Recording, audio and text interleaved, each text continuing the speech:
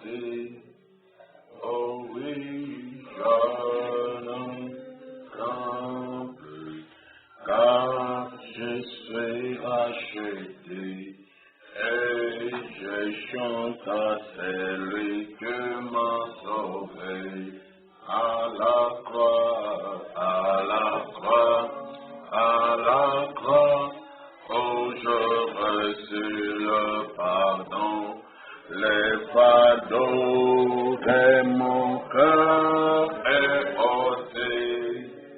Oh oui, je ne crains plus, car je suis racheté et je chante à celui qui m'a sauvé. Nous chantons en reconnaissance de ce que Jésus a fait pour nous. L'œuvre du calvaire, nous ne nous fatiguerons jamais d'en parler, car c'est l'œuvre charnière, celle par laquelle nous avons reçu l'appel à venir pour trouver le salut, pour trouver le pardon de nos péchés, pour trouver l'acquittement même des choses que dans la loi de Moïse, nous ne pouvions pas être acquittés. Jésus-Christ a fait une œuvre grandiose. Le prix a été payé et c'est le prix du rachat, pour racheter nos vies de la mauvaise manière de vivre, hériter de nos parents, hériter de nos ancêtres, et mettre en nous des capacités nouvelles, des capacités spirituelles de faire le bien. Et nous sommes appelés à faire le bien sans relâche, sans découragement, sans arrêt, sans découragement, sans renoncer. Car Jésus-Christ, malgré l'opposition, malgré les critiques, malgré le combat, il n'a jamais arrêté de faire le bien. Il a continué à faire le bien même sur la croix. Il a fait du bien même à ceux qui l'ont crucifié. Ceux qui ont souhaité qu'il soit crucifié, qui ont décidé, qui ont influencé les décideurs politiques. Pilate a cloué Jésus sur la croix. Jésus leur a rétorqué du bien en disant, Père, pardonne-leur, car ils ne savent pas ce qu'ils font. Jésus n'avait rien fait de mal, n'avait aucune culpabilité, rien de mal dans sa vie. Un vrai innocent. Innocent dans le vrai sens du mot. Non pas par prétention, non pas par présomption, mais avec évidence et réalité. Innocent, mais il a pris notre place.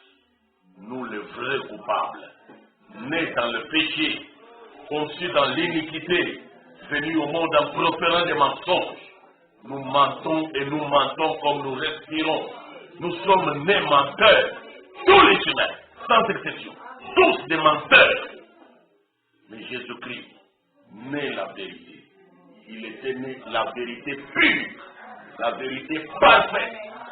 En lui, il n'y avait aucune fraude, aucune mauvaise intention, aucune malveillance, aucune ruse, aucune tricherie, aucune malignité. En lui, il y avait la sainteté, la perfection, la justice. Il était le juste. Et il a subi la condamnation que toi et moi, nous méritions de subir. Oh, quelle grâce! Nous ne pouvons pas entrer d'orgueil. Nous ne pouvons nous penser de rien du tout. Jésus a tout fait. Et ça mérite d'être raconté. Ça mérite d'être glorifié, d'être exalté. Parce que Dieu a fait une chose grandiose qu'aucun homme ne pouvait faire. Aucun de nous ne pouvait payer le prix de l'achat. Aucun de nous n'avait les capacités ni les moyens de nous racheter. Mais Dieu seul est devenu homme. Il est devenu l'un de nous et il a payé son prix. Et alors là, la croix où mourit mon sauveur, je suis heureux que mon âme a été plongée dans le flot, dans la fontaine du sang. Le sang qui est la mer de l'oubli. Là où les condamnations sont détruites. Là où le découragement est désintégré. Là où le désespoir vole en éclats. Mais l'espérance trouve un nom. L'espérance devient vivante. Et nous avons le droit de compter sur Dieu, de regarder à lui et de trouver gain de cause dans tous nos besoins. Chaque fois que nous l'appelons sur la scène, il interviendra. Il est compatissant, miséricordieux, attentif à nos voix, attentif à ce que nous faisons, attentif à ce qui nous arrive. Il est au courant de tout. Il n'est surpris de rien. Que la gloire revienne à Jésus-Christ, aujourd'hui et pour les siècles. Dieu Tout-Puissant, merci infiniment pour l'œuvre du calvaire, l'œuvre de la rédemption venant du parent rédempteur. Dieu Tout-Puissant, Dieu incomparable, Dieu qui n'échoue jamais dans ses entreprises, Dieu qui ne recule jamais pour réaliser son dessein. Gloire, honneur, louange, que soit rendu ici dans ce monde et là dans le monde invisible. Ici sur la terre et là dans le ciel de Dieu. Gloire, louange et puissance te soit rendue. C'est à toi qu'appartient le salut, la victoire, la puissance éternelle, la victoire indéniable, indiscutable.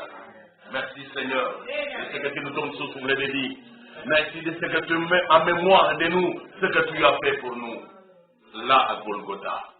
Bénis cette réunion, bénis cette méditation, exauce nos prières, celles qui ont été ici avant, celles que nous continuons à formuler et celles qui seront formulées encore. Exauce-les, Seigneur. Au nom de Jésus-Christ et par le sang précieux, le sang rédempteur, nous voulons avoir gain de cause. Nous voulons gagner les batailles. Nous voulons gagner la victoire sur toutes les épreuves, sur chaque combat, sur les critiques et les médisances, sur les calomnies, sur les méchancetés, les malignités, les malveillances de la part des humains. Nous voulons la victoire. Sur tous les esprits malins, nous voulons la victoire. Sur le diable et le malin lui-même, nous voulons la victoire. Sur les fils du malin, nous voulons la victoire. Au nom de Jésus-Christ, exauce nos pères, et que ton nom soit élevé, sanctifié dans nos cœurs, et pour toujours. Amen. Nous allons lire la méditation de ce soir, dans la sainte parole de Dieu. Encore là, nous retournons dans Matthieu 13, où nous étions hier. Matthieu chapitre 13, mais nous reprenons à partir du verset 27 jusqu'au verset 30. Et puis, nous prendrons encore à partir du verset 37 jusqu'au verset 43. Matthieu 13, verset 27 à 30. Les serviteurs du maître de la maison vinrent et lui dirent: Seigneur, n'as-tu pas semé une bonne semence dans ton champ? D'où vient donc qu'il y a des livrets? Il leur répondit: c'est un ennemi qui a fait cela. Et les serviteurs lui dirent: veux-tu que nous allions l'arracher? Non, dit-il, de peur qu'en arrachant l'ivraie, vous ne déraciniez même en même temps le blé. Laissez croître ensemble l'un et l'autre jusqu'à la moisson. Et à l'époque de la moisson, je dirai au moissonneur: arrachez d'abord l'ivraie et liez-la en gerbe pour la brûler, mais amassez le blé dans mon grenier. Verset 37 à 43. Il répondit: celui qui sème la bonne semence, c'est le Fils de l'homme. Et le champ, c'est le monde.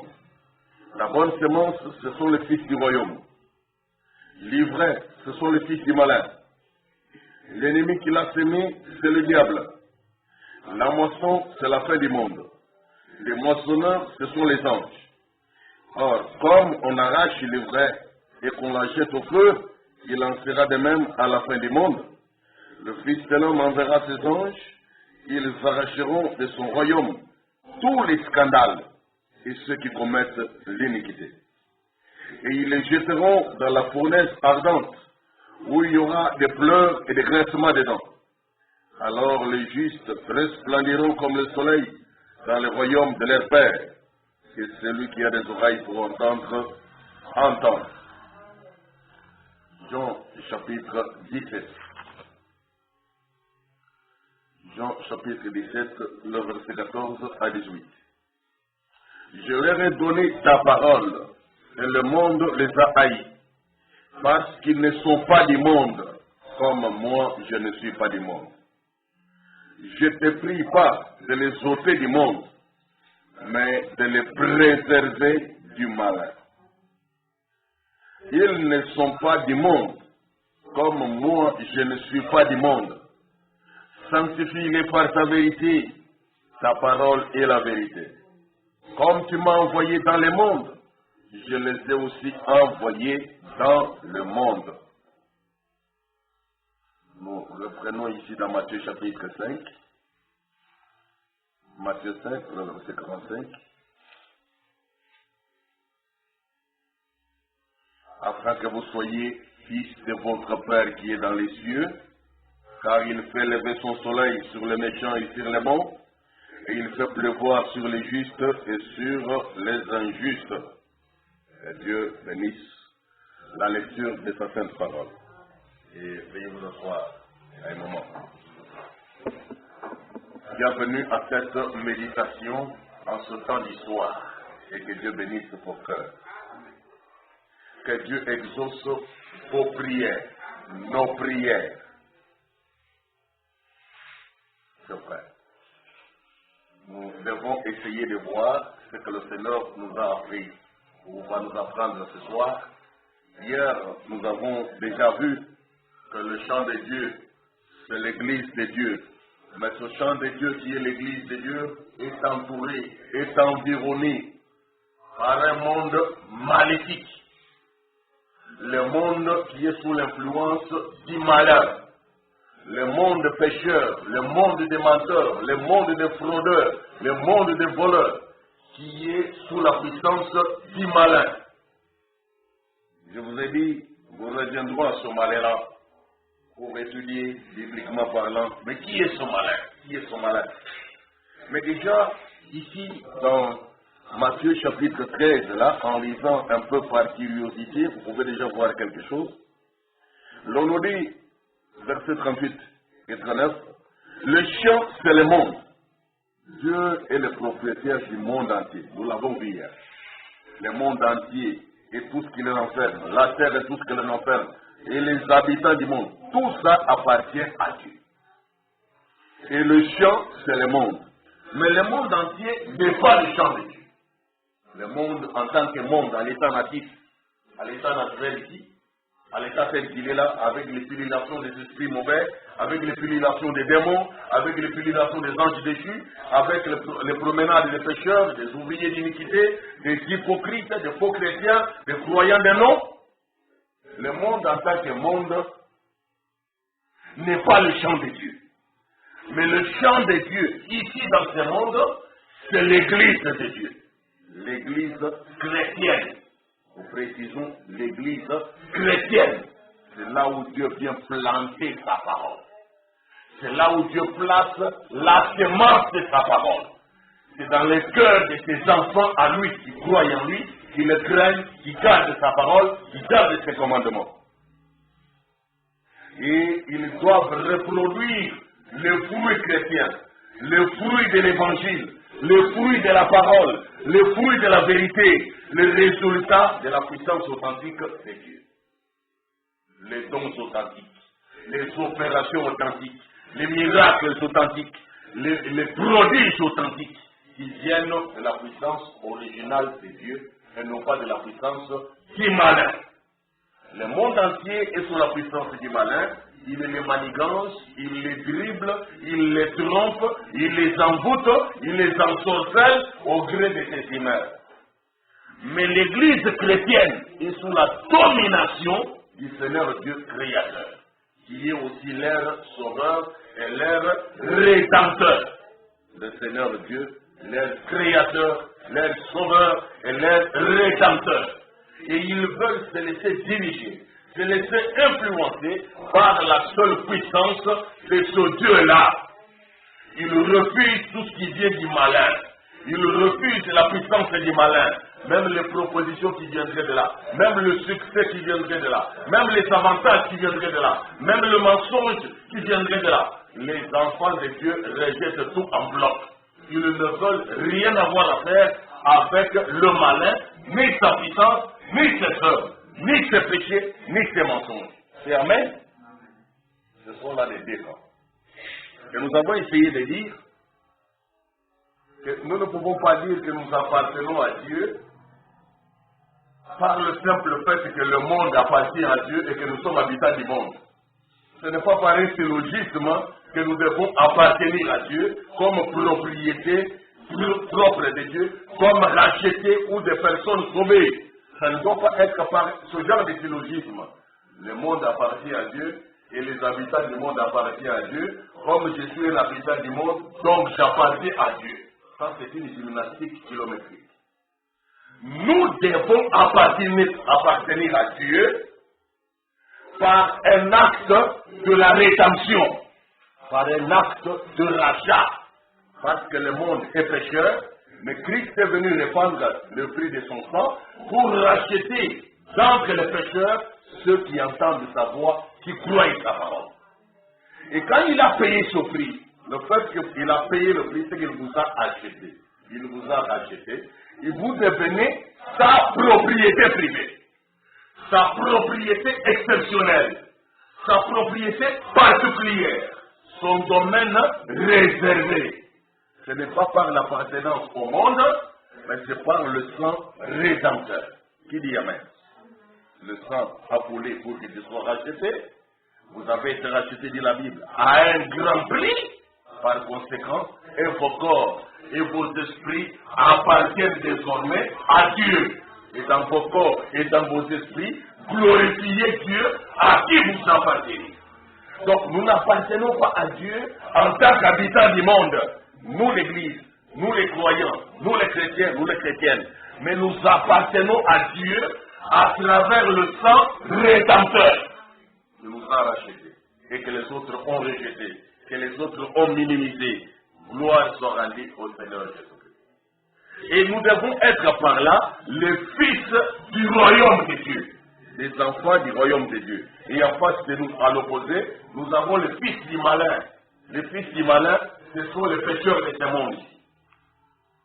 Ceux qui suivent le malin, qui suivent ses conseils, qui reproduisent sa nature, qui reproduisent ses œuvres et ses actes. Alors le Seigneur a dit, dans Matthieu 13, verset 38, le chant c'est le monde. Ok, le chant c'est le monde, mais dans ce chant, il y a un autre chant, un chant exceptionnel. C'est le chant là qui est l'église de Dieu, le chant de Dieu, là où il sème sa parole, là où il attend la récolte, une abondante moisson. Mais même le monde entier appartenait à Dieu, mais Dieu au commencement, comme on l'a vu hier, il avait dressé, construit un quartier spécial, c'était le jardin d'Éden, qui était aussi sur la terre, ça faisait partie du monde, mais c'était un quartier privilégié, là où il y avait des avantages que vous ne trouvez pas ailleurs. Il y avait des conditions de vie paradisiaques, des meilleures conditions de vie qu'on ne trouvait pas ailleurs. Dieu avait fait ça. Satan est venu détruire à cause des péchés, il est venu par la malice, à travers le serpent ancien, il a séduit Ève, et puis Dieu a chassé l'homme et la femme pour avoir commis les péchés. Il leur a privé ces conditions et désormais pour vivre, il devait travailler la terre. Et c'est à la sueur de leur front qu'il devait trouver à manger. Ça, c'était des conditions pénibles que l'homme est allé rencontrer en dehors du jardin. Mais au jardin, il gardait le jardin, il le cultivait, mais il n'y avait pas de peine. Il n'y avait pas de sueur à déverser. Il n'y avait pas d'épines. Il n'y avait pas de ronces là-bas. Tout était merveilleux. Mais quand ils ont quitté ces conditions à cause du péché, ils ont rencontré de pénibles difficultés, des peines et des difficultés. Donc, il y avait un jardin d'Éden sur la terre de Dieu. La terre appartenait à Dieu, mais Dieu a eu un quartier spécial. Quand le péché est entré, Dieu a gardé ce domaine réservé là, il a chassé l'homme de là, et il a mis les chérubins, et lui-même est resté là-bas. Et au désert, on a vu comment Dieu a fait les choses. Il a sorti un peuple, d'entre un peuple. Le peuple d'Israël est sorti du peuple égyptien. Ils ne sont pas. Et Dieu a dit, je veux que vous m'apparteniez en propre. Parce que je tiens à réaliser les promesses. Je tiens à accomplir les paroles d'alliance. Mes engagements envers vos ancêtres. Les promesses faites ne peuvent pas rester sans effet. Je dois les réaliser par votre canal. Et jusqu'à présent, Dieu a les mêmes intentions. Il veut réaliser ses projets. Et nous, enfants de Dieu, le Branham nous a dit, que ce soit les chrétiens, que ce soit le peuple de Dieu, les ministres de l'évangile, que rien ne vous arrête. Allez continuer à déverser la semence. envoyez la semence de la parole. Continuez à répandre la semence. Allez quelque part, ne laissez rien vous arrêter. Continuez à prêcher, continuez à évangéliser. Faites quelque chose pour Dieu. Nous devons agir sans cesse, car la nuit vient, le jugement de Dieu vient, et si nous ne faisons rien, nous serons dans la misère demain. Il faudrait agir pour l'avenir. Il faudrait agir pour obtenir nos récompenses. Et Dieu nous les donnera. C'est sûr et c'est certain. Nous disons Amen. Travaillons chacun. Travaillons toujours. Le champ, c'est le monde. La bonne semence, ce sont les fils du royaume. L'ivraie ou la semence de discorde, la semence de l'incompréhension, la semence de trouble, l'ivraie. Les enfants de la discorde, les enfants de la mésentente, les enfants des conflits. Ce sont les fils du malin. On dit les fils du malin. Et juste après ça, verset 39, l'ennemi qui a semé l'ivraie, c'est le diable. Vous voyez au jardin d'Éden, le diable est venu sous forme du serpent. Et il a semé aussi sa semence. Et cela a amené le trouble au point que l'homme a perdu ses conditions de vie paradisiaques. Il était heureux sur la terre, il a perdu son bonheur. Il est devenu un débrouillard, il est devenu un transpirateur. Tout ça pour trouver à manger. Et à la fin de tout, il devait mourir parce qu'il était poussière, il devait retourner à la poussière. Pas d'espoir de vie. Encore Dieu est intervenu comme rédempteur pour délivrer l'homme de ses conditions pénibles. En redonnant la voie, en retraçant la voie, en redonnant la grâce. Le message de grâce pour que quiconque soit sauvé et qu'il ait la vie éternelle. C'est notre chemin de retour au domaine réservé de Dieu. Et nous devenons la propriété particulière du Seigneur. Nous sommes le champ de Dieu. Et nous qui vivons de la parole, nous sommes heureux. Gloire au Seigneur. Et c'est merveilleux. Regardez. Maintenant, aujourd'hui, nous voulons entendre que laissez-les croître ensemble. Et le fils du malheur et le fils du royaume. Laissez-les croître ensemble. Pourquoi cette méditation, cette pensée-là? Pourquoi ce sujet-là? Laissez-les croître ensemble. Le Seigneur, on lui a posé la question par les serviteurs du maître de la maison. Ils lui ont demandé, mais toi, n'est-ce pas que tu as planté dans ton champ la bonne semence? Mais d'où est venu l'ivraie? L'ivraie est venu d'où? Toi, quand tu as semé ce qui était bon. Mais comment se fait-il qu'il y a maintenant de la mauvaise semence, de la mauvaise herbe qui pousse partout et tout? Et le maître de la maison a dit, c'est un ennemi qui a planté cela. C'est vrai. Tout ce que Dieu a créé était bon. N'est-ce pas vrai? Depuis le commencement. Quand vous lisez dans la Genèse, on nous dit que tout ce que Dieu a créé, il a créé ceci et Dieu dit que cela était bon. Il a créé ceci et Dieu dit que cela était bon. Et Dieu a créé, il a créé, c'était bon. Mais depuis que l'ennemi est venu entrer dans ce champ, qui est le monde, tout n'est plus bon. Avant de dire qu'une chose est bonne, il faut que vous vérifiez son état natif. Est-ce qu'elle figure toujours dans l'état dans lequel Dieu l'avait créé?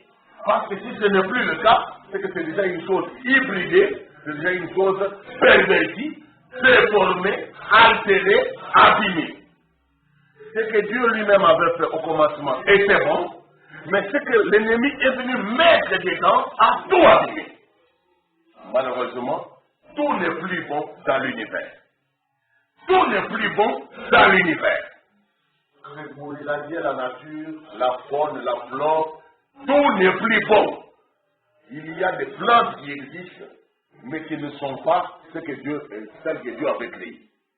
Parce que c'est l'homme qui a hybridé, qui a déformé, qui a déformé, qui a déformé. Et ceci commence à nous créer pas mal de problèmes. On a les mêmes problèmes même dans la nature. Vous trouvez un animal appelé millet. Dans ce que Dieu avait créé, le millet n'existe pas. Un animal appelé millet, à travers la création, de ce que Dieu avait créé à l'origine. L'animal millet n'existe pas dans la création originelle. Ça, c'est un résultat des combinaisons de l'homme qui est allé associer l'âne avec le cheval. En les croisant, ça produit un millet. Alors, allons-nous regarder la viande du millet et dire que c'est bon? je ne peux pas les dire, Bible la main. Parce que mon Dieu créateur n'avait pas fait ça. C'est l'homme avec la ruse, la malignité, la malice et tout qui est venu pervertir, tripoter dans ce que Dieu avait créé. Est-ce qu'au commencement, Dieu avait-il créé la bière, primée, skol, whisky? Non. Mais c'est toujours l'homme, avec l'inspiration des démons, qui est venu faire des mélanges, des associations, pour l'intoxiquer, pour pouvoir enivrer. Mais au commencement, il n'en était pas ici. Ce que Dieu avait créé dans l'état natif était bon. Mais ce que l'homme est venu y ajouter, avec l'intelligence que les démons lui ont communiquée, avec l'inspiration que les esprits malins lui ont transférée, tout cela était mauvais. Ça a tout abîmé. Mais maintenant, qu'est-ce que le Seigneur dit? On lui demande, bon, maintenant, il y a le fils du royaume, il y a aussi le fils du malin, les uns et les autres. Bon. Faut-il aller arracher les vrais pour laisser le champ être occupé uniquement par la bonne semence? Il dit, non, laissez-le croître ensemble. Moi qui ai planté, j'attends la moisson. Moi qui ai planté, j'attends la récolte. Moi qui ai planté, j'attends les résultats. Si vous allez déterrer, livrer en le faisant, vous risquez en même temps de déterrer le blé, la bonne semence. Voilà ce qui se passe même dans les églises. Voilà pourquoi il y a des débats houleux, même quand il faut appliquer la justice dans l'église. Il y a des gens qui s'opposent. Il y a des gens qui veulent atténuer. Et parfois même, vous voulez faire ce qui est juste comme ça, vous trouvez des fois des frères et des sœurs apparemment très sérieux, apparemment spirituels, qui s'achoppent et quittent même l'église. Tout ça parce qu'on veut communier quelqu'un et lui il a des relations d'amitié là-bas. C'est ça la sagesse ici dans la Bible. Le Seigneur a dit, bon, attention. Mais qu'est-ce qu'il dit? Allons-nous renoncer à sanctionner nos membres parce qu'il y en a qui... Oh, non, on ne va pas aller jusqu'à là. La parole nous a donné quand même le droit de faire ça. Bien que nous savons qu'en les faisant, il y aura des fois des bons qui peuvent se retrouver en mauvaise position. C'était des bons, mais qui se retrouvent abîmés. Parce que simplement c'est l'influence des livrets. La mauvaise semence est entrée dedans. La mauvaise influence s'est placée là-bas. On trouve quelqu'un qui avait des ailes, qui perd tout son zèle, qui devient roi. Il venait à l'église 7 jours, mais il devient dominicain. Tout ça pour quoi? Oh non, depuis qu'on a livré un tel, ou qu'on a excommunié tel, moi vraiment, c'est un bon pas clair. Oh, qu'est-ce qui se passe? Chacun doit assumer ses actes. Chacun doit assumer ses œuvres. Ne vous laissez pas entraîner dans les résultats de quelqu'un d'autre. Vous répondrez devant Dieu non pas pour ce que quelqu'un d'autre a fait, mais pour ce que vous-même vous avez fait. Alors faites attention de ne pas faire le mal. C'est vraiment amen? Vraiment amen? C'est vrai. Le Seigneur a dit, ne le faites pas, mais laissez-les croître ensemble. Laissez-les pousser ensemble. Ils seront toujours mélangés. Il y aura des bons et des mauvais. Dieu, lui, il est bon à l'égard des bons et des mauvais. À l'égard des méchants et des justes. Dieu demeure bon. Qu'il soit votre exemple. C'est-à-dire, même si nous sommes mélangés, même s'il y a tous ces comportements parmi nous, toi, enfant de Dieu, toi, chrétien, chrétienne, ne renonce jamais à faire le bien. Ne te décourage jamais de pratiquer le bien à cause des critiques que tu peux subir. À cause de frustrations ou de déceptions que tu peux encaisser. Parce que nous sommes mélangés. Même si les critiques et les déceptions peuvent te provenir des frères vraiment que tu avais à cœur. Et des sœurs vraiment que tu avais à cœur. N'arrête jamais de faire le bien. Parce que tout ce que Dieu nous a amené dans ce champ mélangé là, là où nous sommes infiltrés là, c'est pour que nous puissions nous exercer à ressembler à Dieu. À être parfait comme notre Père Céleste est parfait. À être bon comme Dieu notre Père est bon. À être miséricordieux comme Dieu notre Père est miséricordieux. Il nous a soumis dans ce champ de bataille. Nous sommes environnés d'un monde maléfique. Il y a des influences qui viennent de toutes parts. Mais vous devez garder la ligne de la parole. Sachez que votre Dieu vous soutient. Advienne que pourra, Dieu vous soutient. Vous allez vaincre. Le bien va triompher. Votre bien sera récompensé. Et pour ne pas perdre votre récompense, alors veillez à ne pas subir une mauvaise influence. C'est-à-dire à cause de tel, moi je ne saurais plus le faire. Non. Dans Galates chapitre 6, je vous rappelle, verset 9, la Bible dit ceci, Galates 6, verset 9.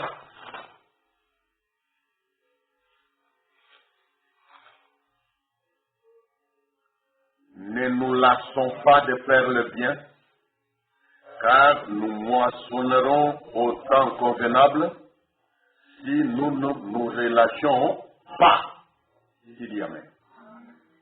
Ne nous lassons pas de faire le bien, car nous moissonnerons au temps convenable si nous ne nous relâchons pas. Donc, notre moisson, notre récompense, nos récompenses célestes et divines dépendent de notre persévérance jusqu'au bout. Vous ne devez pas vous arrêter à mi-chemin. Vous devez persévérer jusqu'à la fin. Continuez à faire le bien malgré les tempêtes et les vagues. Continuez malgré tout à faire ce qui est juste. Jésus-Christ ne s'est pas arrêté, il est allé jusqu'au bout. Toi aussi ne t'arrête pas, va jusqu'au bout.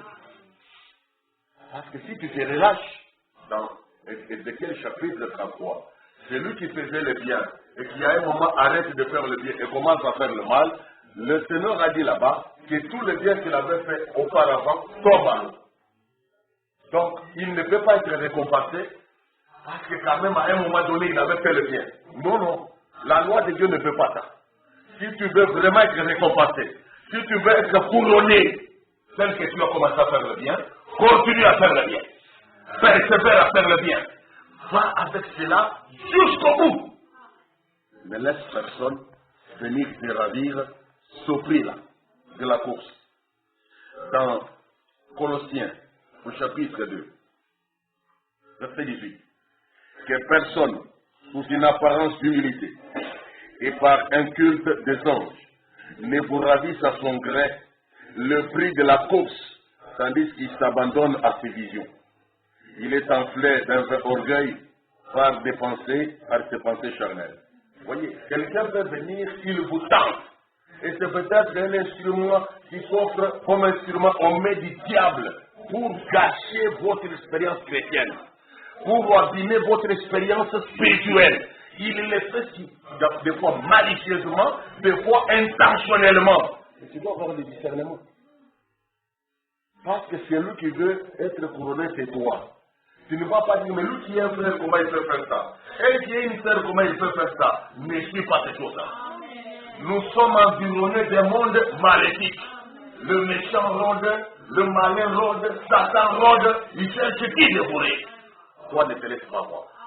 Ne te laisse jamais avoir, même si le scandale proviendrait d'un plus proche que toi, d'un ami intime à l'église. Méfie-toi. C'est à toi de chercher à gagner le ciel. Il y a un ciel à gagner, il y a une affaire à sauver. Alors, ne va pas céder le fruit de ton travail à un individu quelconque qui, lui, parce qu'il trouve bon de venir s'amuser autour de toi, de venir gâcher ton expérience, et toi aussi tu te laisses faire. Ne te laisse jamais faire. Tu dois résister. Et il te faut persévérer. Très, très important. Dans 2 Jean, deuxième épître de Jean, au verset 8, l'Écriture dit, prenez garde à vous-même, afin que vous ne perdiez pas le fruit de votre travail, mais que vous receviez une pleine récompense.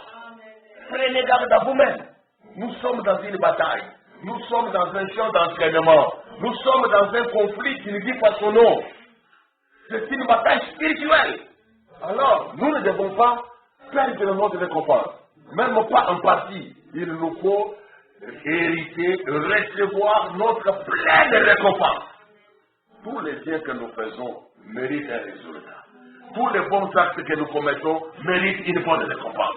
Je ne veux pas faire le mal pour mettre en danger mes récompenses, mais je veux persévérer à faire le bien pour garantir tous mes résultats.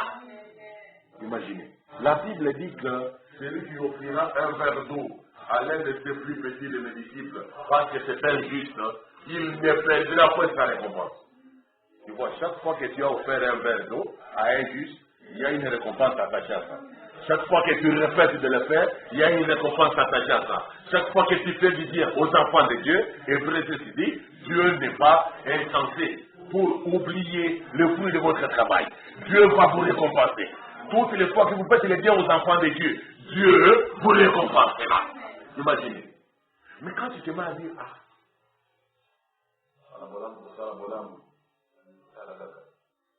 trop bon, trop couillon. J'ai dit maintenant des disciples de cet adage. Ce n'est pas un verset de la Bible. Trop bon, trop couillon. Pour les cafés Bolamo Mingi, au Kobimazoa. Alors il faut à la peine Béli et mort. Il faut à la Béli. Mais où est-ce qu'ils ont à la Béli? Où est-ce qu'ils ont à Zabete? Ils ont à Zabol. Satan. Dans ces rabanes, il y a bon. Salam Béli. Qui est pas qui va? Salam Béli. Pour pas tomber dans la ligne. Assieds, yoke au pied. Assieds, yoke au pied. Ça, ce n'est pas Dieu. Ce n'est pas Dieu là. Ici, là, on nous apprend à être doux comme des agneaux. Que notre douceur soit connue de tous les hommes. Qu'on nous critique, qu'on nous dénigre, qu'on nous frustre. Gardons l'élan de la pratique du bien. Continuons à faire du bien. Parce que Dieu ne se relâche pas. Ici, dans Luc au chapitre 6e, écoutez encore, Luc chapitre 6, la Bible nous dit ceci, au verset 35. Mais aimez vos ennemis. Tu dis Amen. Aimez vos ennemis. Même ceux-là qui vous haïssent, qui vous déstabilisent. Aimez vos ennemis. Faites du bien. Toujours. C'est ça l'ordre. Faites du bien. Faire du bien. Le Seigneur a commandé ça. Ainsi dit le Seigneur, faites le bien. Ça doit entrer dans ton cœur, personnellement. Fais le bien. Pas le mal. Jamais Dieu n'a dit fais le mal. Fais le bien. Fais le bien. Faites du bien. Et prêtez sans rien espérer. Et votre récompense sera grande. Et vous serez fils du Très-Haut. Car il est bon. Dieu est bon pour les ingrats et pour les méchants. Dieu est bon. Parce qu'il fait pleuvoir sur les bons et sur les mauvais. Il fait lever son soleil sur les justes et sur les injustes. Vous voyez que Dieu est bon. Hein? C'est-à-dire quand il fait lever son soleil sur les justes et sur les injustes, Dieu est bienveillant. Il pratique la bienveillance et la bienfaisance. Il fait du bien même à ceux qui font du mal. Dieu leur fait du bien parce qu'il est bon. Il est bienfaisant. Et nous devons ressembler à Dieu. Être bon même envers les méchants. Être bon même envers les pécheurs. Être bon parce que Dieu est bon envers les pécheurs et envers les ingrats et les méchants. Ceux qui ne savent pas dire merci. Dieu demeure bon à des égards. Même quand il leur fait du bien, il ne lui dit pas merci. Le soleil se lève et le soleil se couche. Plusieurs sur la terre ici ne savent même pas s'agenouiller et dire merci Seigneur pour le soleil que tu m'as donné aujourd'hui. Ils n'ont pas du temps pour prier. Et même quand ils prient, ils ne disent même pas merci pour ce soleil qui est venu. Ils disent même pas merci pour la pluie qui est tombée, qui permet à leur semence de se reproduire et d'avoir du pain, d'avoir du maïs, d'avoir le repas à manger. Ils sont ingrats. Mais Dieu n'arrête pas de prier à cause de ça. Il continue à faire pleuvoir toujours. Il continue à faire succéder les saisons. Saison de pluie, saison sèche, hiver, été, automne, printemps, et ainsi de suite. Les saisons continuent parce que Dieu est bon. Que cela s'explique. Que cela se serve de modèle. D'être comme Dieu. Être bon et faire du bien. C'est clair pour chacun? C'est très très important. Alors parce que nous sommes mélangés, Frère Branham nous dit quelque chose ici, j'aimerais lire cela. Nous sommes vraiment mélangés. Et écoutez, ce que Frère Branham nous explique à ce sujet. Dans la prédication de Jéhovah Jireh, prêché le 9 février 1961. Paragraphe 4, deuxième partie. Jéhovah Jireh. Avez-vous apprécié la présence du Seigneur hier soir? Il est merveilleux, certainement. Dieu est merveilleux, n'est-ce pas? Maintenant, ce soir, hier soir, je réfléchissais sur sa présence pour guérir. Et naturellement, vous pourriez, lorsque l'onction vous frappe, vous pouvez percevoir des critiques venant des partout. Quand l'onction de Dieu vous frappe, la puissance authentique de Dieu dont nous parlons ici. Quand vous voulez vous placer sous cette puissance-là, lorsqu'elle vous saisit, lorsqu'elle vous frappe, vous vous mettrez à saisir, à percevoir des critiques qui vous viennent vous, c'est partout. Il y a de ces choses dont vous serez informés sans qu'aucun humain ne vous en parle. Voyez-vous ça? Vous êtes là? Je peux savoir que dans la maison de mon frère, il dit Moyo, il se passe telle chose. Contre moi. Je peux le savoir. Je peux savoir que dans la maison de la famille telle, il y a telle chose qui se passe contre l'église de Dieu. Vous pouvez percevoir ça, vous aussi. Quand vous êtes sous l'onction, dans la présence du Seigneur. Vous n'avez pas trop besoin que quelqu'un vienne vous raconter du mal que les autres font. Parce que le diable, c'est ça son travail. Quand les enfants de Dieu se sont présentés devant Dieu, dans le livre de Job là, la Bible dit que Satan se trouvait aussi parmi eux. Et lui, quand Dieu a commencé à demander les nouvelles de la terre, tu viens d'où Satan? Oh non, je vais me promener sur la terre. Je vais me promener. Je vais me prendre de l'air. Ah. Et puis, Dieu demande à Satan, est-ce que tu as remarqué mon serviteur Job? Pendant que Dieu parlait du bien de Job, il voulait parler du bien de Job, et regardez Satan, il se permet là dans l'assemblée des enfants de Dieu, et devant Dieu, dans la présence de Dieu, il prend tout son courage, il commence à parler du mal de Job. Donc ce frère-là, il est tout ceci, parce que tu lui as fait ceci. Il a commencé à faire les chogis. Satan, en pleine assemblée, les enfants de Dieu sont venus devant Dieu, réunis dans la présence de Dieu. Il n'a pas fait, c'est pas le. Il a ouvert la bouche, il a commencé à parler du mal de Job. Il parle de sa jalousie, il ouvre son cœur, dit du mal, dans l'église. Est-ce que vous remarquez ça? Et si vous faites ça, Job n'a jamais quitté l'assemblée à cause de ça. Mais nous, on ose dans l'église, quelqu'un se lève et commence à faire les soumis à haute voix. Pasteur, je l'ai dit devant Dieu, je lève la main, frère et père ici. Lui d'ailleurs, il a beaucoup d'argent. Après, on va mon mauvais, à Kabakate. D'ailleurs, il faut en particulier. Dans son médecin, on va malade, à ta sida, à ta coronavirus. Quand tu es là, quand la réunion va finir, vas-tu avoir le courage de revenir dans une telle réunion? Mais Job l'a fait. Après la réunion où il a été accusé, Job est retourné encore dans la présence de Dieu. C'était un homme de la même nature que vous et moi. Satan s'est levé en pleine réunion. La Bible dit que les enfants de Dieu sont allés se présenter devant Dieu et Satan se trouva parmi eux. Parmi les enfants de Dieu. Il était aussi là dans l'assemblée. Il a pris la parole à haute voix. Il a parlé du mal contre Job. Imaginez ça. Mes chers amis, Dieu nous taille pour que nous ayons son caractère. Ne pensez pas que nous allons entrer au ciel à travers les caprices et par la facilité. La Bible dit que c'est par beaucoup de tribulations. Nous devons passer par cela. Par beaucoup de tribulations pour gagner le royaume de Dieu. Nous devons passer par cela. Mais si vous commencez à faire des caprices, beaucoup de gens disent, changé dans la locale de côté de et après, vous vous voyez le coup.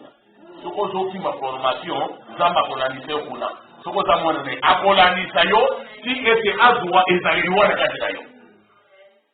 Ça ne sert à rien de fuir la parole. Ça ne sert à rien de fuir les épreuves. Nous devons les affronter. Nous devons les aborder. Et c'est sûr que nous perdrons. Tu vas dire Amen. Ayons un caractère blindé. Sérieux. Et c'est le dit d'abord. Cap sur les devants. Nous ne regardons pas sur ce qui s'est passé. Nous regardons sur ce qui est en avant. A dit Paul, celui qui cherche la perfection n'a pas les yeux fixés sur les choses du passé. Même si elle venait de se passer juste hier, des incidents, des scandales à l'Assemblée, et si elle est tout ça est dans les lots, tout ça est l'Assemblée, tout ça est pérobi. Amen, amen. Il faut que vous soyez ce genre de chrétiens-là. Non pas toujours mato et pour maman. Fonction est dans la date, pour olier Bakamakamusu avant les temps. Au moins, frère Branham, il lui est arrivé que même les jours où il est allé, il a été photographié avec la colonne de feu là. Le Seigneur lui avait déjà fait pressentir l'atmosphère qu'il y aurait dans la salle. Même les avis de certaines personnes, même les paroles méchantes qui allaient se prononcer. Branham connaissait. Il savait même où se mettrait telle personne, de quel côté. Et il est arrivé, il a regardé, en lui-même dit, oh Seigneur Dieu merveilleux. Et il n'a pas commenté. Il dit, ça c'est comme un film qui se répète. Comme une histoire déjà vécue, mais qui doit se reproduire. Et tout s'est passé exactement de cette façon-là. Et au moment où on est venu pour prendre les photos, il a dit, Dieu me rendra témoignage.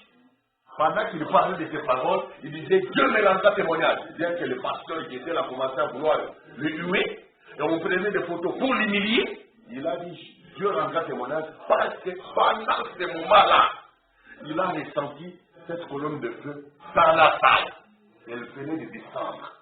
Eux n'ont pas vu, mais lui, Branham a ressenti cela. Et il a dit, Dieu va me rendre témoignage. Or, c'était une prophétie. Quelques jours après, on développe toutes les pellicules. Beaucoup étaient abîmés. D'autres, juste une partie. Il dit non, ça c'est quand pendant qu'il va venir. Voilà une filet de photo ici. On fait en partie. Ça c'est quand c'était en plein, quand on a fait la bonne pellicule, la photo de la bonne de feu que nous avons là. Et puis il dit ça, quand la bonne de feu était en train de repartir. Donc Branham connaissait même les mouvements du surnaturel. Pendant que le caméraman prenait beaucoup de photos, il peut maintenant retrouver sur l'image. Il dit ça, c'est pendant qu'il descendait.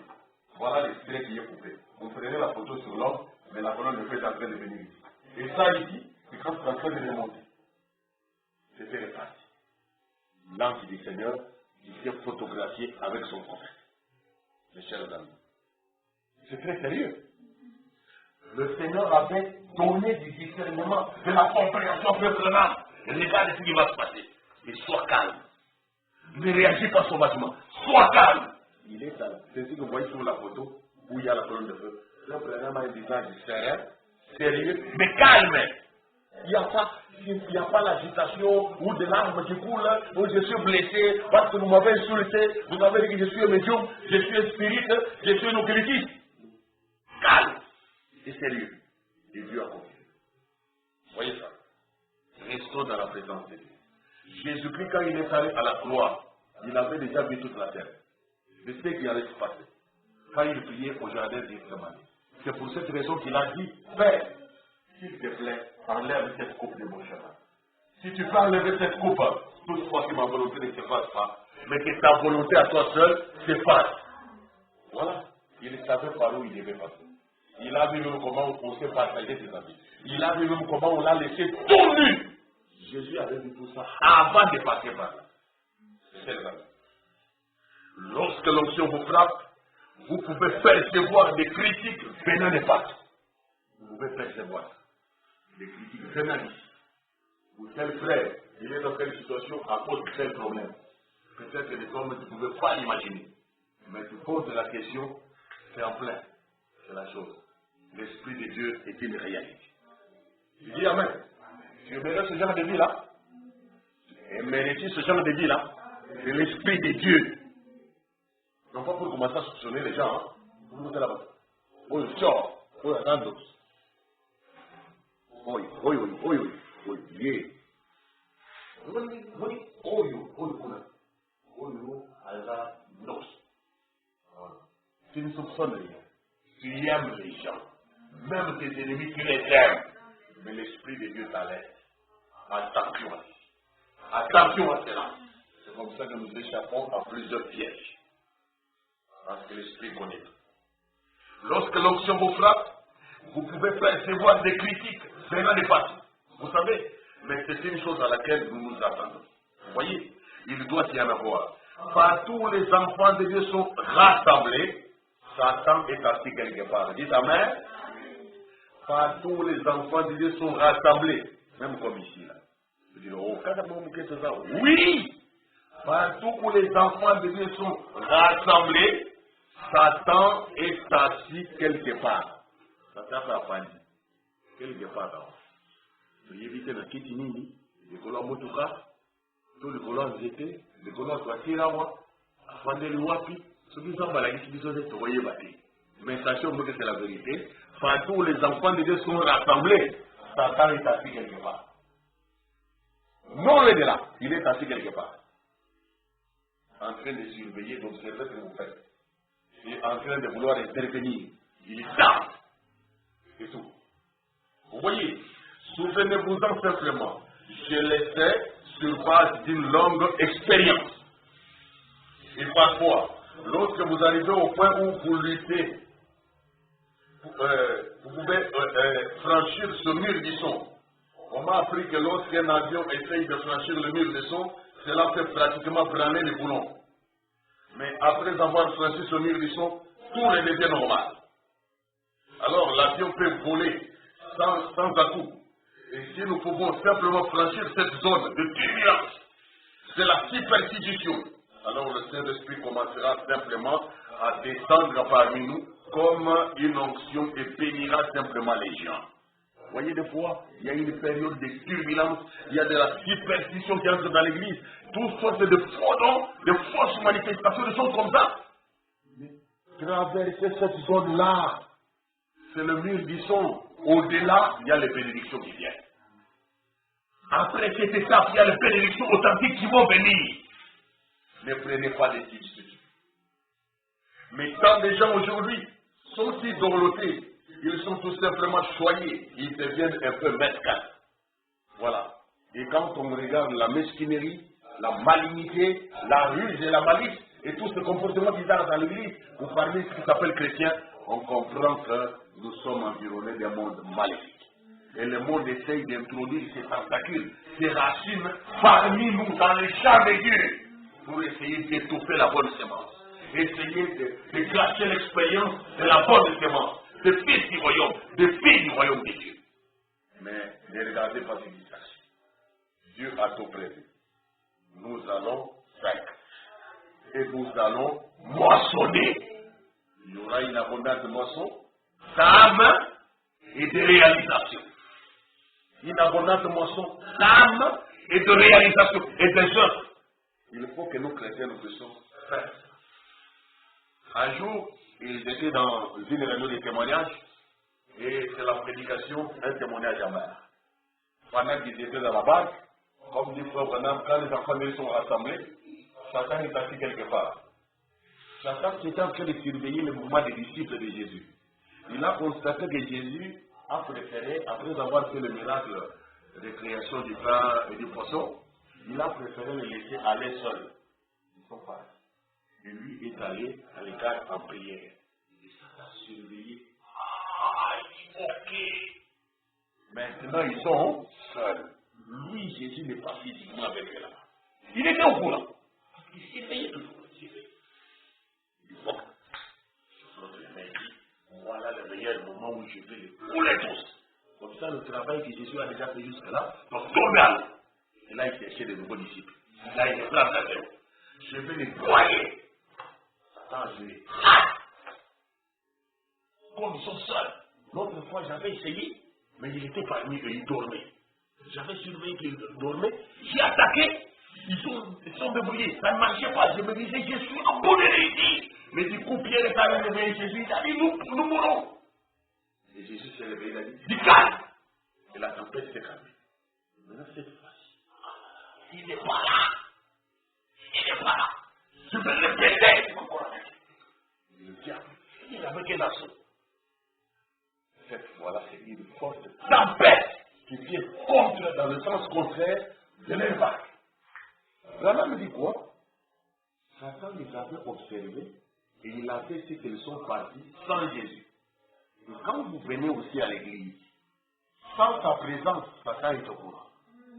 C'est ainsi qu'il peut vous donner le sommeil. Il sait que vous ne vous êtes pas préparé. Il sait que vous allez vous ennuyer de la réunion. Vous allez vous ennuyer des moments de prière. C'est ces moments-là. Attention, le danger c'est quoi? Vous risquez de mourir en plein culte avec ce genre d'histoire. C'est ainsi qu'on trouve les gens qui tombent malades. À l'église, ils étaient venus bien contents, ils repartent malades. Pourquoi? Parce qu'au lieu de gagner la présence de Dieu et l'onction du Seigneur, ils étaient venus distraits et après c'est le diable qui est venu les remplir de certains malheurs. Ils n'en sont pas éveillés.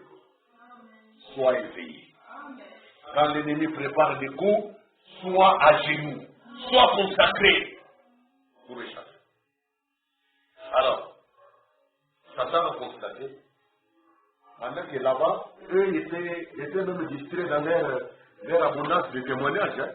L'un s'est levé, Pierre s'est levé, Jean s'est levé, il a témoigné. Ces jours-là, André est venu, il a témoigné, Philippe est venu, Barthélemy s'est levé. Chacun a dit, oh non, mais c'est pauvre, C'est lui le Messie. Regardez. Écoutez, frère Brennan. Il dit, un témoignage quand même. Paragraphe 67 et 68. Eh bien, l'aveugle Bartimée a dit, vous savez moi, il m'a déjà dépassé. Il m'a dépassé. Plusieurs centaines les suivaient. Les uns lui jetaient les fruits mûrs, lui disant, hé toi, prophète de Galilée, si tu es prophète, fais ceci. Hein? Et nous avons un homme malade par ici. Laisse-nous te voir le guérir. Les autres disaient une chose, les autres criaient. Salut au roi des Juifs. Et d'autres disaient, gloire au grand Dieu du ciel, et qui a suscité parmi nous le fils de David. Et d'autres chantaient, Hosanna au prophète, au roi. Ça, c'est quand Jésus est en train d'avancer, et c'est le témoignage de l'aveugle Bartimée. Moi, Jésus m'avait déjà dépassé. Seulement, dans cette ambiance, les uns disaient ceci, les autres disaient cela, les autres ceci, d'autres insultent, d'autres glorifient, et tout. Ça s'est passé comme cela. La marche du Seigneur. Et c'est la même chose, la marche de l'Église. D'un côté, vous serez remerciés, reconnus, loués, acclamés. De l'autre, vous serez humiliés, ridiculisés, insultés même. Ne craignez rien. Ainsi va la vie chrétienne. D'autres chantaient Hosanna au prophète, au roi. D'autres se moquaient de lui. C'est comme ça que ça se passe. Il y a toujours une foule de gens de toute espèce. Les croyants, soi-disant croyants, et incrédules, toujours rassemblés. Voyez là? Il y a les croyants, les soi-disant croyants, et les incrédules, toujours rassemblés. Quand vous voyez des rassemblements religieux, c'est toutes ces catégories-là. Catégories diverses, et des membres, et des participants, n'importe quoi. C'est Dieu qui sonde le cœur et la race. C'est Dieu qui connaît quelle est la fin de chacun. Mais toi, pour ta part, fais le bien. Cherche à être semblable à Dieu chaque jour. Ils étaient là, même quand les fils de Dieu se sont présentés devant Dieu. Dans le livre de Job, il est dit que Satan était parmi eux. Tout à fait vrai. Quand les fils de Dieu se présentèrent devant Dieu, certainement, ils sont toujours là. N'allez pas chercher à les enlever sauvagement. Même si nous sanctionnons, ça ne veut pas dire que c'est fini parmi nous. Même si nous disons ôtez les méchants des milliers de vous en application de la discipline dans l'église, ça ne met pas fin à cette vérité qui va accompagner l'église jusqu'à la fin de son voyage. Vous avez entendu ça? Alors il y a monté pour se placer. Ah, alors voilà, c'est excommunié qui gagne. Faut faire ma table pour vous. Cause à la qui dit bâti. On va demander au excommunié, vous sous-entendez. Oh yo, il est bien dans le pays. Pour la communauté, même en Zaka, ça n'a rien dans le pays. C'est que quand ils étaient à 82, les 70 sont partis et 12 sont restés. Jésus a dit, mais vous aussi ne voulez pas partir? Oh non, nous avons compris. Pierre a dit des paroles mémorables. Après Jésus dit, n'est-ce pas moi qui vous ai choisi, vous tous les 12? Mais l'un de vous est un démon. Ah, et s'il était? Donc, quand tu sais qu'il dit, et s'il était? Makambo a toujours les mots ensemble. Makambo a toujours pour Christ. Les problèmes ne finiront pas. Tu vas te reposer quand tu seras au ciel. Ici, c'est le combat. Ça va changer de forme. Ça va changer d'étape. Mais sache que Dieu te soutient. Sache qu'il peut te récompenser. Et mais à condition que tu persévères à ne faire que du bien. Écoutez. Il dit. Et l'aveugle Bartimée, il fait cela disant une chose et les autres, et tout, pendant qu'il témoigne. Et l'aveugle Bartimée a dit, je me rappelle que les Écritures disent que le fils de David, que Moïse a dit, que son Messie, ce prophète qui devait être ressuscité, serait un prophète. Et c'est un prophète, il comprendra. Oh, Jéhovah, aie pitié, toi, fils de David, aie pitié. Voilà son témoignage. Et sa foi toucha Jésus. Alléluia. Sa foi, il ne l'aurait jamais entendu avec toute cette foule qui faisait des histoires. Certains le bousculaient et disaient, tiens-toi tranquille. Et tout. Mais sa foi toucha Jésus. Et la Bible dit que Jésus s'arrêta. J'aimerais prêcher là-dessus une fois, et Jésus s'arrêta. Oui, Jésus s'arrêta. Qu'était-ce? La foi d'un mendiant aveugle l'arrêta. Et il lui demanda ce qu'il voulait. Et il lui dit que je recouvre la vue. Il a parlé. Et il a dit, ta foi, comme il avait dit à la femme qui avait touché son vêtement, ta foi t'a sauvé. Recouvre ta vue. Ta foi t'a sauvé. il se retourna et s'engagea sur la route. L'aveugle Bartimée était là, il m'a dit que je recouvrerai la vie, et me voici, tout à coup, il a vu quelque chose bouger devant sa main, là, et il pouvait voir sa main. Il descendit la route en glorifiant Dieu. Vous rappelez-vous de cela, frère? Donc ça, c'était le témoignage dans le bateau. Et pendant que chacun voulait arracher la parole pour donner son témoignage, là dans la mer, à un moment donné, le diable lance la tempête. Donc, ils nous ont fait de tout cela une réunion de témoignages sans prière. Et le diable le savait, et Jésus n'était pas là, et la prière n'était pas organisée. Conséquence, il a lancé la carte. Même quand nous témoignons, nous devons toujours prier. Quand vous rendez témoignage, le diable peut contester votre témoignage. Vous devez continuer à prier. Sinon, quelque chose d'autre risque de vous arriver. Ne soyez jamais distraits à cause de la grande chaleur que vous avez à cœur de témoigner. Parce que là, dans la Bible, ils en ont eu pour leur compte. En voulant trop témoigner. Ils voulaient se disputer la parole. Moi, c'est bon, mais ne pas parler. Jean veut parler, Philippe veut parler, David le Bartimée, et tout le monde là-bas. Et tout. Après un temps, tout, non se yidi. Vous l'idi, tempête. C'était en pleine nuit, il faisait froid. Et les bateaux allaient connaître nos tâches. Mais Jésus est venu à eux. Il vient toujours au secours. Marchant sur les eaux. C'est à cette occasion, pendant qu'ils rendaient ces témoignages, Jésus est venu. Alors qu'ils avaient la tête surchauffée par les témoignages, qu'ils voulaient se partager, qu'ils se sont partagés. Du coup, Pierre et les gars de dehors, ils croient que les livres, ils ont pas mal de mal. Parce qu'ils ont une question. Qu'est-ce qu'ils font? Ils ont. Ça, voilà! Est-ce que c'est ce qu'on dit? Nous sommes déjà morts. Nous commençons à voir des cadavres, des fantômes.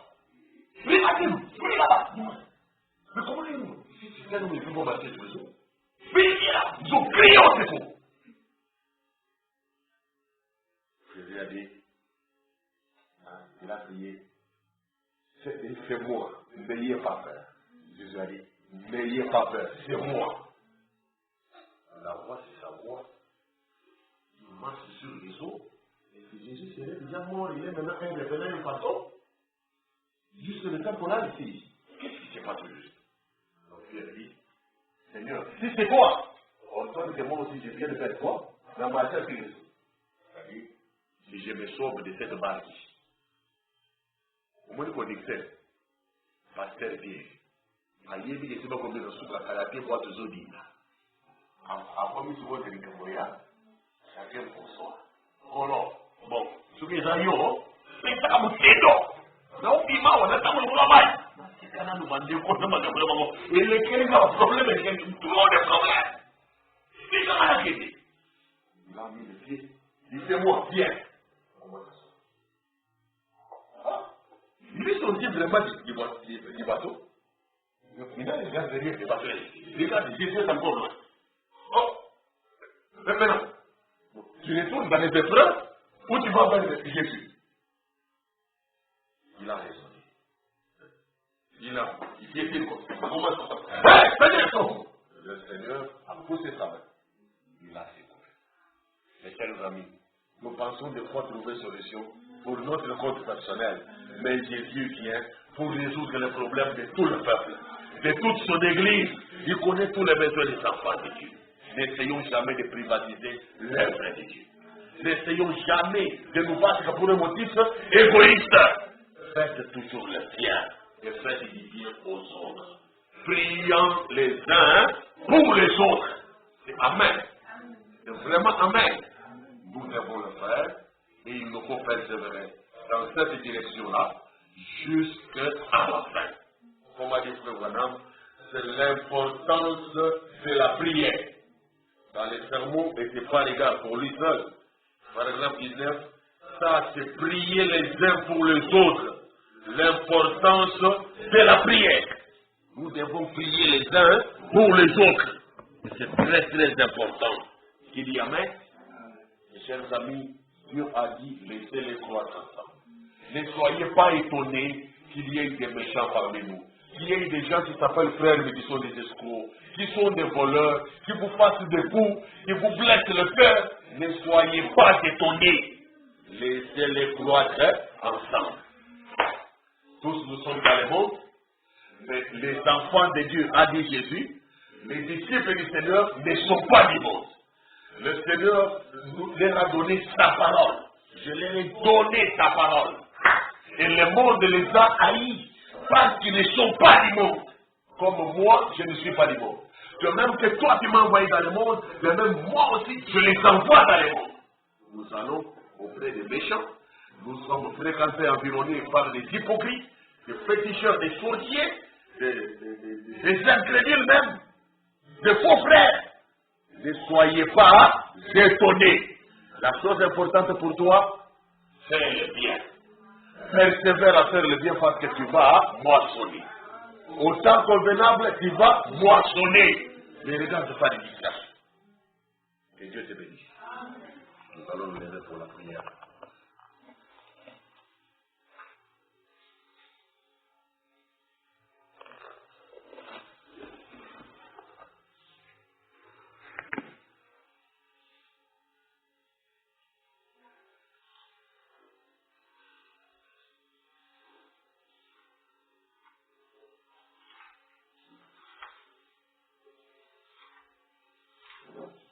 Il y a un pays au-delà des étoiles. Seulement numéro 107. Il y a un pays au-delà des étoiles. Il y a un pays au-delà des étoiles. Il y a une cité où il n'y a point de nuit. Et nous sommes fidèles, nous irons là bientôt. C'est la cité où l'agneau est la lumière. Dans cette cité où l'agneau est la lumière. C'est cette cité où il n'y a point de nuit. J'aime pas aller là-haut. Et libéré des soucis, je m'en irai où l'agneau est la lumière. Ici nous sommes éclairés, mais nous savons que c'est son soleil qui lui tire nous maintenant. Fait changer un mirage quand nous irons. À la cité où l'agneau est la lumière. Dans cette cité où l'agneau est la lumière. Cette cité où il n'y a point de nuit. J'ai un beau palais là-haut et libéré des soucis. Je m'en irai où l'agneau est la lumière. La lèvre s'épanouit toujours le jour. Sera un jour éternel et fin de nuit. Nos larmes seront essuyées à jamais. Dans cette cité où l'agneau est la lumière. Dans cette cité où l'agneau est la lumière. Cette cité où il n'y a point de nuit. J'ai un beau palais là-haut et libéré des soucis. Je m'en irai où l'agneau est la lumière. Ici nous avons toujours de frustration. Et nos espoirs rencontrent les déceptions. Ici nous pleurons, là-bas sera la joie. Dans cette cité où l'agneau est la lumière. Dans cette cité où l'agneau est la lumière. C'est cette cité où il n'y a point de nuit. J'ai un beau palais là-haut et libéré des l'agneau et la lumière. Que le soleil faiblisse qu'il y ait la nuit. Mon cœur bienheureux n'a peur d'aucun ombrage, car j'expectais là au siège d'une maison. Dans cette cité où l'agneau est la lumière, dans cette cité où l'agneau est la lumière, c'est cette cité où il n'y a point de nuit. J'ai un bon palais là-haut et libéré des sautés. Je m'en irai où l'agneau est la lumière. Dans cette cité où l'agneau est la lumière, c'est cette cité où il n'y a pas de nuit. J'ai un bon palais là-haut et libéré des sautés. Je m'en irai où l'agneau est la lumière. Prions chacun maintenant. Que Dieu nous donne la force de toujours faire le bien, de toujours lui ressembler, d'être bon, d'être bienveillant. Pendant qu'ici dans le champ, ici dans ce monde, et les bons et les mauvais croissent ensemble. Les fils du malin et les fils du royaume croissent ensemble et évoluent côte à côte. Que Dieu te donne cette force. Que Dieu te préserve de tout mal. Le Seigneur a dit, je ne prie pas que tu les sortes du monde. Mais je prie que tu le préserves du mal. Que tu le préserves du malin. Je crois en cette prière. Que Dieu va nous préserver du mal pour que nous fassions le bien. Que chacun ne fasse que du bien. C'est possible. Prions chacun maintenant.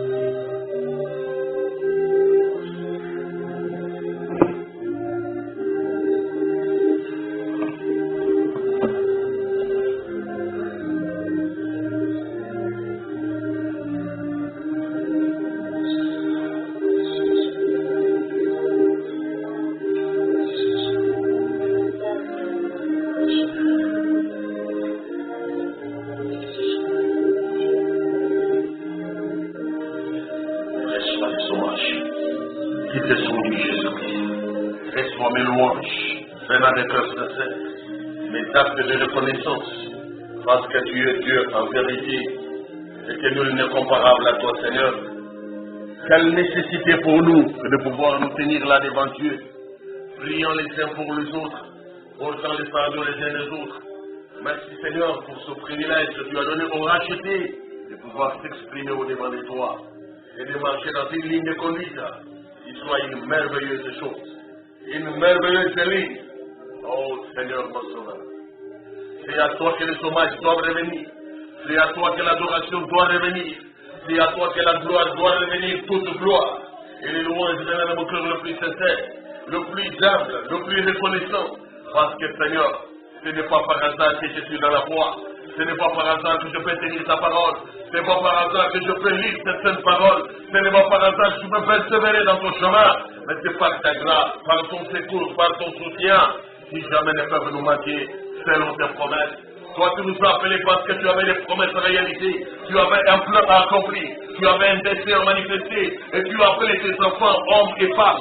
Tu as appelé tes enfants filles et garçons. Tu as appelé tes enfants de tous bords, de tous côtés, afin de les utiliser, afin de les remplir, afin de les tailler, afin de les former, afin de les tailler à ton image, à ta ressemblance, à l'image de la parole de vérité que tu leur as donnée, qui est leur fierté, qui est leur exception, qui ciel est particularité. La parole qui nous garantit des promesses merveilleuses, la parole qui nous garantit des promesses exceptionnelles, la parole qui nous garantit des mondes meilleurs, la parole qui nous garantit des cieux plus beaux, qui nous garantit des royaumes éternels, des royaumes de bien-être, des royaumes de bien-être, là où tout va bien, où nous revenons au privilège perdu, que Adam avait perdu, que Ève avait perdu, que les hommes ancêtres avaient perdu, mais tu nous y ramènes maintenant, Seigneur, par ta grande grâce, par ton secours inaliénable, par ton secours inachetable, avec de l'argent et de l'or de ce monde ici, qui tous sont périssables, et tous sont dérisoires, et tous sont passagers, mais toi tu es venu nous racheter à travers le sang et l'enfer,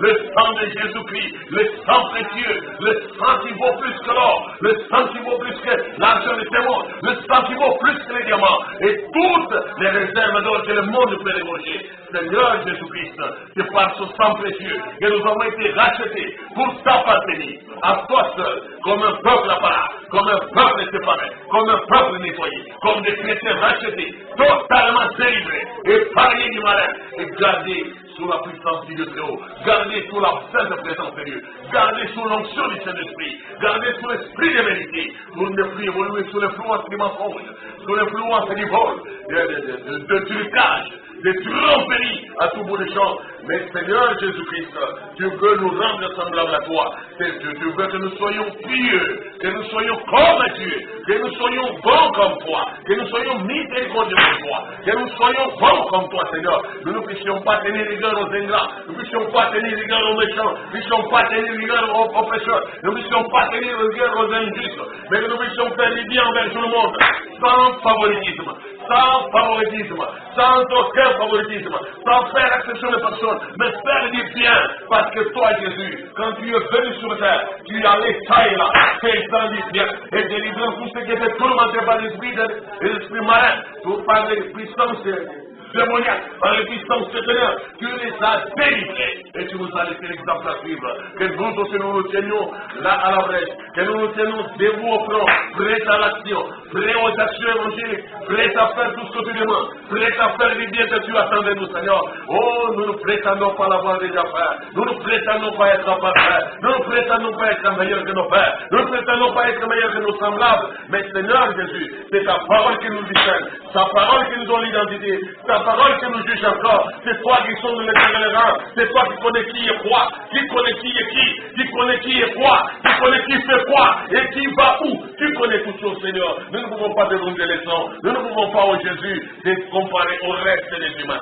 ni à tes créatures. Tu es le sublime, tu es le suprême, tu es le majestueux, tu es le souverain, tu es l'incomparable, Dieu de vérité, soutien des faibles, soutien des misérables, soutien des malheureux, toi qui apportes ton soutien, toi qui apportes ton aide, toi qui apportes ton secours, et tu ne le fais jamais manquer, même dans la détresse. Oh Jésus-Christ, Dieu compatissant, qui fait du bien à tous, qui vient résoudre les problèmes de toute l'Église, qui vient résoudre les problèmes de tous les peuples de Dieu. Tu ne feras à soutenir les motifs égoïstes, à donner l'importance particulière à des intérêts partisans, mais tu es celui qui vise le bien pour tous, qui vise le bien pour le grand nombre, et tu as voulu amener beaucoup de bénéfices à la croix. Tu ne voulais pas que Jésus-Christ vienne seul et reste un fils unique à jamais, mais tu as voulu, par lui Jésus-Christ, le fils unique de Dieu, tu as voulu par son canal et par son sang précieux, par son sang répandu, tu as voulu par ce canal amener beaucoup de capitaux à la gloire. Tu avais ce projet, tu avais ce plan, Seigneur, tu as cette volonté et tu le fais vraiment. Nous le voyons de nos yeux, nous le vivons encore. Nous sommes témoins jusqu'à présent que ton évangile progresse, ton évangile connaît du succès, ton évangile avance, et bien que pourra, quelles que soient les situations, quels que soient les climats et les conditions, ton évangile progresse, il fait du succès, il fait des résultats, de réalisation, et nous te glorifions pour cela, nous te remercions pour cela, Seigneur, parce que tu ne joueras jamais, Seigneur Jésus-Christ, tu agiras jusqu'au bout, et tu iras avec nous jusqu'au bout. Béni soit ton nom, préserve tes enfants du mal, préserve nos frères du mal, préserve nos soeurs du mal, préserve les fils du mal, préserve-nous du malin, Seigneur. C'est toi, Jésus, qui avait prié pour nous, et qui nous a appris à prier, à pouvoir compter sur toi, car tu es le gardien, tu es celui qui nous garde, qui nous protège, qui nous délivre du malin. Gloire à toi, Seigneur. Béni soit ton nom à jamais. Élevé soit ton nom dans les cieux des cieux sur la terre des hommes. En tout lieu, Seigneur, que ce nom soit glorifié, qu'il soit sanctifié, qu'il soit béni Gloire à toi, Seigneur.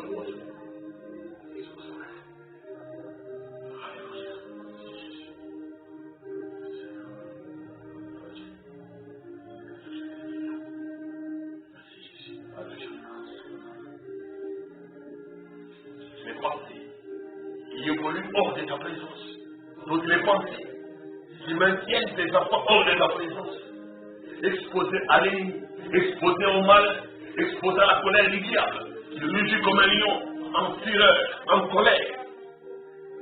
Allez-y, réserve-les du mal, réserve-les du tout mal, réserve des enfants du tout mal, alors qu'ils doivent cloître ensemble.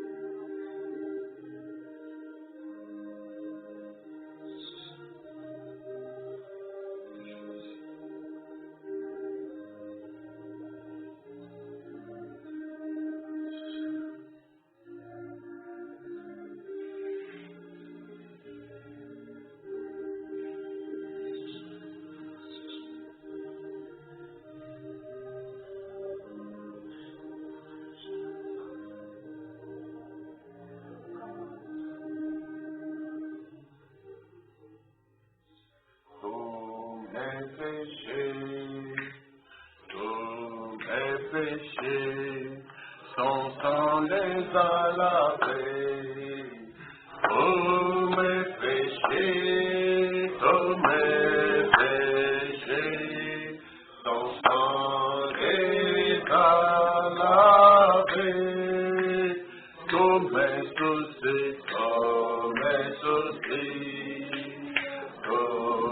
soucis, mon sauveur les a pris, comme mes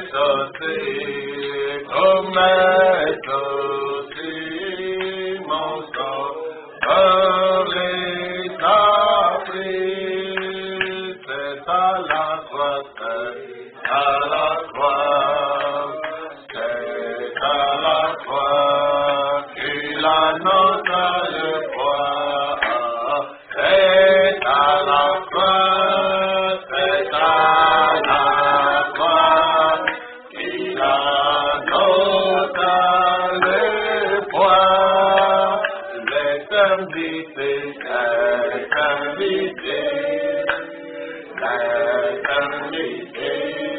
où vas-tu la passer? L'éternité, où vas-tu la passer?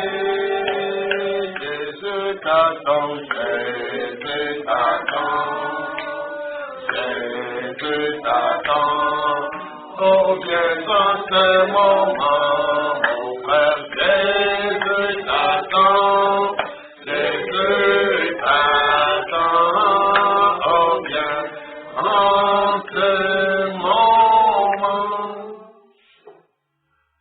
Dieu Tout-Puissant, notre Père Céleste, gloire, honneur et louange te soient rendus à jamais, ici sur la terre et partout dans les cieux des cieux. Merci pour la grâce que tu nous as faite d'être appelés hors du monde pécheur, pour entendre ton évangile, pour garder cette parole, pour persévérer dans ta voie et aller jusqu'au bout. Merci pour ce privilège qui a fait que ta parole nous distingue. Nous ne prétendons pas être meilleurs que nos semblables. Nous ne le sommes même pas. Mais c'est ta parole qui nous donne une identité. Elle nous donne un caractère. Elle nous donne une nature. Et nous sommes fiers de cela. Que la gloire te soit rendue. Exauce nos prières, Seigneur, et manifeste ta puissance parmi nous. Manifeste ta présence dans nos cœurs, dans nos familles et dans nos maisons. Que chaque fois nous puissions te voir, chaque fois nous puissions te glorifier, chaque fois nous puissions voir tes œuvres et que nous puissions espérer en tes récompenses. Nous ne voulons pas perdre le fruit de notre travail, mais nous voulons recevoir toutes nos récompenses. Ne laisse jamais aucune pierre d'achoppement arrêter un enfant de Dieu, l'empêcher de faire le bien, les décourager à faire le bien. Mais nous voulons au contraire persévérer à faire le bien. À l'exemple de Jésus-Christ, qui était loin de l'esprit de puissance, qui allait ça et là, faisant du bien, et délivrant tous ceux qui étaient sous l'emprise de puissance des ténèbres. Nous voulons reproduire la même chose. Tu nous as recommandé de faire du bien, d'être bon comme notre Père Céleste, qui est bon envers les ingrats et les méchants. Nous voulons aussi être bons envers les ingrats de ce monde et les méchants de la terre. Donne à nos cœurs cette bonté, répands dans nos cœurs cette bonté qui vient de ta parole, pour que nous soyons capables de reproduire ces comportements, de reproduire ces caractères, de reproduire ces habitudes face à tous ceux qui peuvent nous tenter ou qui peuvent mettre les pots de banane sur notre chemin, qui peuvent nous critiquer, nous dénigrer dans le sens de vouloir nous décourager. Oh Seigneur, aide tes enfants dans ce sens. Aide tes enfants sur ce chemin. Tu y es passé toi-même, Jésus. Et sans toi, ils ne peuvent rien faire. Sans toi, ils ne peuvent pas réussir. Mais c'est grâce à toi que le succès est garanti. C'est grâce à toi que la réussite est certaine. C'est grâce à ton soutien que l'exploit devient une réalité. Reste avec chacun de nous. Dans les moments de séparation et de sortie, que ta grâce nous accompagne. Et reste dans nos maisons. Au nom puissant de Jésus-Christ. Nous prions ainsi. Amen. Veuillez vous asseoir. Et que Dieu vous soit loué.